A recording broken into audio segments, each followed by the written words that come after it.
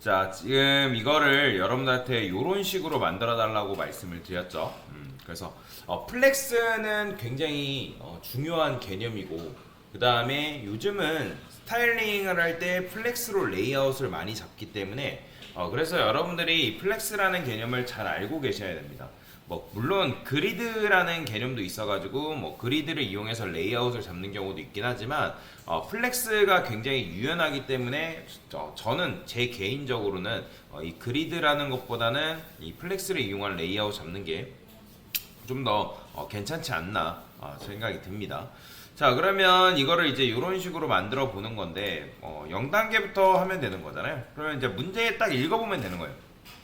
헤더와 푸터를 플렉스 아이템으로 만들고, 자, 플렉스 아이템으로 만들어야 된다는 게 무슨 말이에요? 플렉스 아이템이 되려면 지금 헤더하고 푸터가 플렉스 아이템이 되려면 지금 div가 지금 뭐예요? 클래스 이름이 컨테이너잖아요. 그럼 누구한테 플렉스를 줘야 된다? 바로 컨테이너한테 디스플레이 플렉스를 여러분들이 줘야 된다는 거죠. 뭔 말이 이해되시죠? 자, 여기다가 디스플레이 플렉스.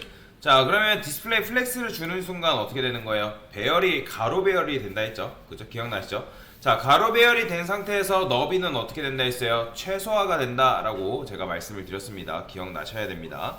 자, 근데 이런 식으로 되어 있는데, 자, 이 상태에서 뭐 하래요? 자, 이거를 다시 세로 배열로 바꿔달래요. 그래서 여기다가 플렉스 디렉션을 컬럼으로 바꿔줘라. 자, 컬럼으로 바꾸게 되면 위아래로 변경이 되겠죠. 그죠? 위아래로 변경이 되는데, 그러면 여러분들이 이런 생각 하겠죠. 아니, 강사님, 얘네가 어차피, 참고로 이거 헤더하고 푸터라는 거는 디스플레이 블럭입니다. 이런 걸 시멘틱 태그를 하는데, 시멘틱 태그를 사용하게 되면 나중에 여러분들이 HTML 코드를 짤 때 제일 윗부분은 뭐라고 하냐면 헤더라고 얘기를 하고요. 그 다음에 맨 끝부분, 밑에 부분을 푸터라고 하고, 그 다음에 뭐 중간 부분을 뭐 또는 메인으로 감싸는 경우도 있고, 아니면 뭐 섹션으로도 감싸는 경우도 있습니다. 자, 이런 식으로 분리를 해가지고 코드를 자른 이유는 이제 웹 표준과 관련된 것도 있기도 하고, 이런 식으로 싸줘야지만 각각의 이제 HTML의 역할에 대해서 여러분들 알 수 있거든요. 그래서 헤더는 보통 이제 메뉴를 들어갈 때, 푸터는 여러분들 밑에 보면 뭐 저작권 표시라든지 뭐 간단한 조그만한 메뉴, 그런 거 회사 정보 그런 거 쓸 때 이제 푸터에다가 적죠. 그래서 뭐 여기다가 이런 것들을 뭐라고 한다? 그래서 시멘틱 태그라고 한다. 그래서 요렇게 코드를 짜주게 되면 이게 여기에는 이제 메뉴가 들어가 있고, 여기는 이제 메인과 관련돼 있는 뭐 컨텐츠가 들어가 있구나. 푸터는 말 그대로 뭐 밑에 부분을 말하는 거구나라고 바로바로 알 수 있단 말이에요. 자, 그러면 현재 이런 식으로 되어 있을 때 지금 플렉스 디렉션을 줘서 위아래로 배치했죠. 자, 그 다음에 제가 컬럼일 때랑 플렉스 디렉션이 로우일 때랑 컬럼일 때랑 다르다라고 말씀드렸어요. 로우일 때는 기본적으로 뭐예요? 너비가 최소화되죠. 근데 컬럼일 때는 뭐예요? 너비가 다시 원래대로 돌아옵니다. 그러니까 부모의 너비를 그대로 받아온다라고 말씀을 드렸죠. 컨테이너는 기본적으로 뭐예요? 디스플레이가 블럭이잖아요. 그죠? 블럭 요소는 너비가 뭐다? 최대한 유연하게 늘어나는 성질을 가지고 있다라고 말씀을 드렸죠. 그래서 이런 식으로 바꾸는데, 근데 아까 말씀드렸던 것처럼 어차피 헤더하고 푸터가 디스플레이 블럭인데 굳이 얘네들을 그러니까 플렉스 디렉션을 컬럼으로 줄 필요가 있냐라고 할 수 있단 말이에요. 근데 여러분들이 얘네들을 플렉스로 만들게 되면 플렉스 아이템으로 만들게 되면 얘네를 조금 더 유연하게 레이아웃을 잡을 수 있기 때문에, 그래서 제가 이거를 이렇게 만들어 달라고 요청을 드린 겁니다. 자, 그 다음 문제. 자, 작업 1 같은 경우는 뭐 하래요? 자, 그러면 정말 작업 1처럼 작업 0이 완료됐는지는 작업 1을 보면 여러분 알 수가 있죠. 자, 확인해 보니까 이렇게 돼 있죠. 자, 이 상태에서 뭐 하래요? 푸터 안의 텍스트를 가운데로 정렬해 달래요. 푸터 안의 텍스트라는 거는 얘를 말하는 거죠. 그러면 여기다가 여러분들이 텍스트 얼라인 센터를 딱 주면 가운데로 가잖아요. 그죠? 그죠? 물론 이런 식으로 이제 정렬을 해도 크게 상관없습니다. 이렇게 정렬을 해도 상관없는데, 저는 어떻게 할 거냐면 디스플레이 플렉스 한 다음에 이 푸터 안에 텍스트인 이 녀석을 뭐 할 거냐면 플렉스 아이템으로 만들 거예요. 물론 여러분들 푸터 하트 텍스트 얼라인 센터를 주게 되면 푸터가 품고 있는 텍스트를 뭐 한다? 가운데로 정렬할 수 있겠죠. 자, 그러면 여기다가 뭐 한다? 디스플레이 플렉스라고 만들어 줄 겁니다. 자, 플렉스라고 만들면 지금 이제 큰 차이는 없어 보이지만 지금 이 텍스트 SBS 아카데미 요 녀석이 뭐가 된 거예요? 그 해당 글자가 플렉스 아이템이 된 겁니다. 자, 이 상태에서 여러분들이 텍스트 온라인 센터 주면 먹는다 안 먹는다 해보신 분들 안 먹어요. 디스플레이 부모가 디스플레이 플렉스일 때 텍스트 온라인 센터를 통해서 그 자식 요소를 정렬한다. 만약에 자식 요소가 인라인이다 하더라도 뭐가 안 되는 거예요? 가운데로 정렬이 안 됩니다. 그래서 이건 잘 기억하셔야 돼요.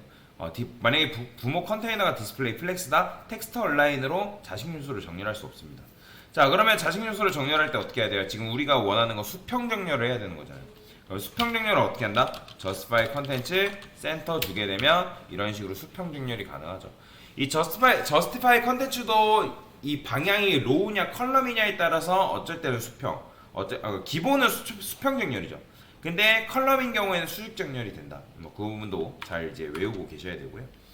자, 그 다음에 뭐 중단 부분은 마크업 해달라고 하는데 저는 요거 그냥 그대로 가져오겠습니다. 중단 부분이라는 거는 요 작업 3에 들어가 보면 이렇게 되어 있죠. 요 부분을 말하는 거예요. 자, 요거 그대로 복사 좀 하겠습니다. 자, 그 다음에 밑에 요것과 관련되어 있는 콘텐츠와 관련된 것도 내용을 가져올게요.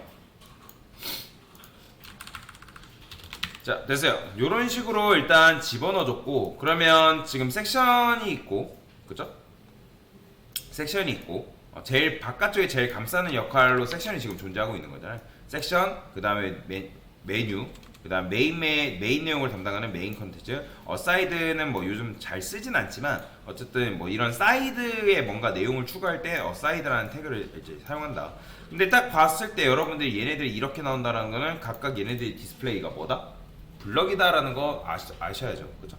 그러니까 블럭이기 때문에 얘네들이 지금 세로 배열로 한 줄에 하나씩 다 차지해서 나오는 거잖아요.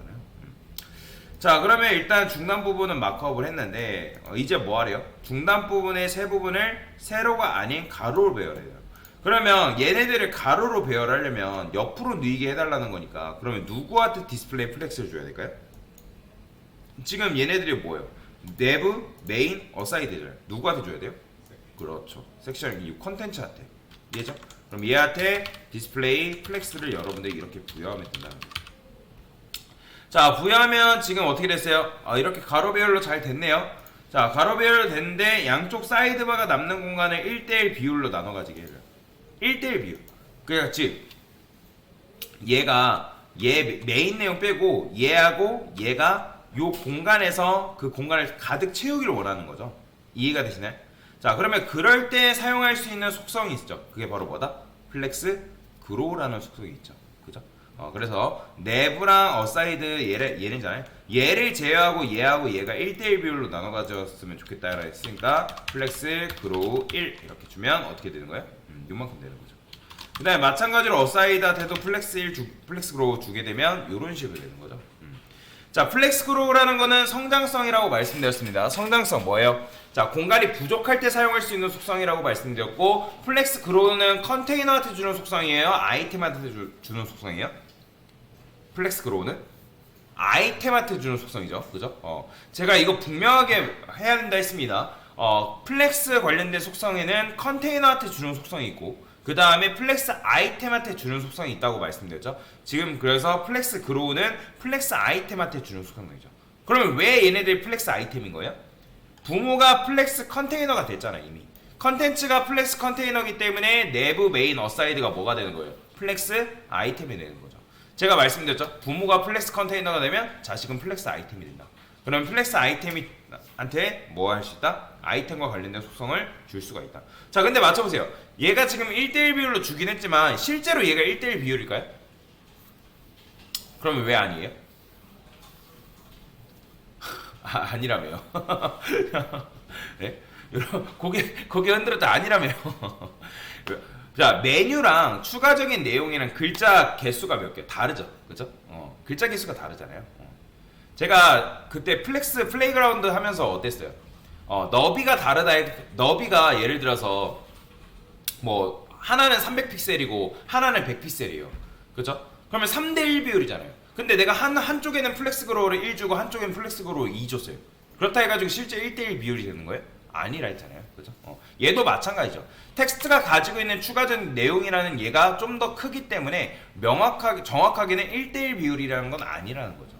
뭔 말인지 이해되시죠? 얘가 전체 공간에서 1만큼, 얘도 마찬가지로 전체 공간에서 1만큼 차지한 거지, 정확하게 너비가 뭐 1대1 비율이다라고 여러분들한테 그런 식으로 이해를 하시면 안 된다라고 말씀을 드렸죠. 자, 그러면 잘했는데 이번엔 또 변덕이 있어서 뭐라고 하는 거예요? 왼쪽 사이드바의 너비를 150픽셀, 오른쪽 사이드바의 너비를 120픽셀, 나머지 여백이 중앙 박스가 차지하게 해달래요. 그러면 여기다가 다시 이걸 지우고 뭐 해달래요? 너비를 150픽셀, 그 다음에 어사이드한테 너비를 뭐 130픽셀 주라는 거예요. 그러니까 근데 이렇게 하면 이런 식으로 되잖아요. 근데 얘하고 얘가 사용한 나머지 너비를 누가? 얘가 차지해야 되니까 어떻게 하면 된다? 이때 얘한테 플렉스 드로우를 주면 된다. 그렇죠?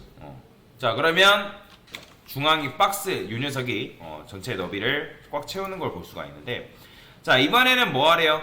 컨테이너의 높이가 100VH가 되게 해달래요. 자, 100VH라는 건 뭐죠?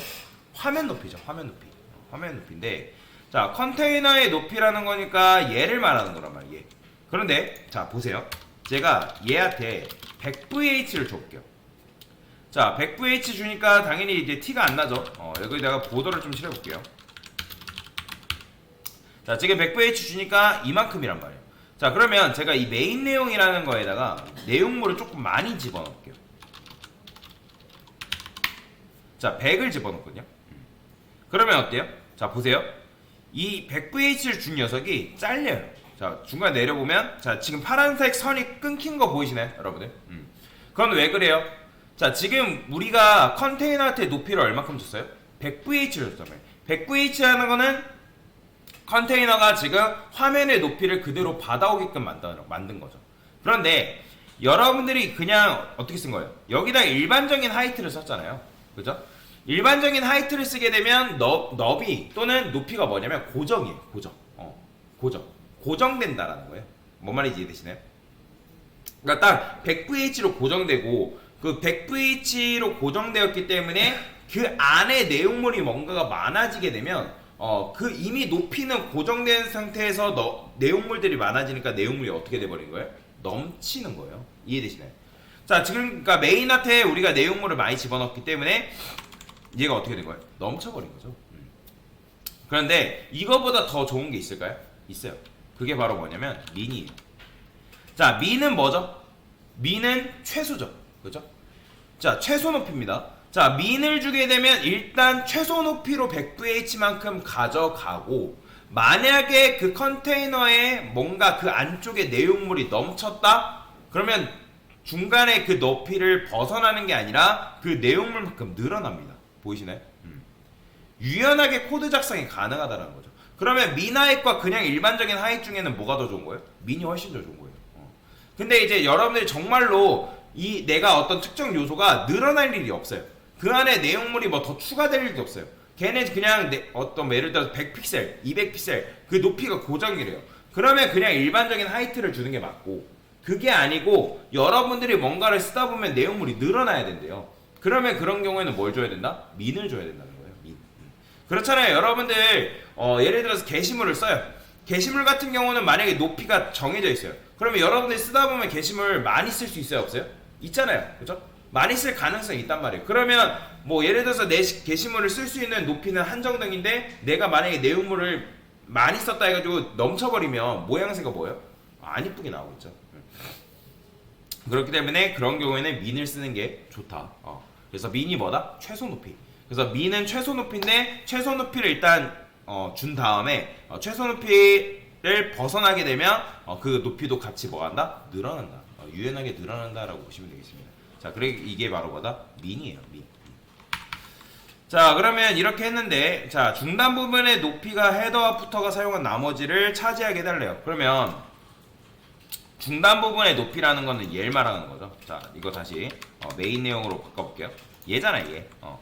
그러니까 얘 헤더하고 푸터가 사용한 나머지를 얘가 쓰게 해달라 했으니까 그 녀석은 누구예요? 컨텐츠죠. 그러면 맞춰보세요. 지금 컨테이너가 품고 있는 플렉스 아이템은 몇 개인 거예요? 총 3개죠. 그죠? 왜? 이렇게 섹션, 헤더, 섹션, 푸터 총 3개잖아요. 지금 우리가 컨테이너를 플렉스 컨테이너로 만들었기 때문에 그의 자식들 헤더, 섹션, 푸터는 뭐가 된다? 플렉스 아이템이 되는 거죠. 그러면 지금 컨텐츠가 플렉스 아이템이 되기 때문에 얘한테 뭘 줄 수 있는 거예요? 뭘 줄 수 있죠? 플렉스 그로우 1 줄 수 있는 거예요. 그러면 맞춰보세요. 지금 제가 여기 디스플레이 플렉스 준 것과 이 플렉스 그로우는 상관이 있는 건가요? 없는 건가요? 아무런 상관이 없죠. 아무런 상관. 왜 그렇죠?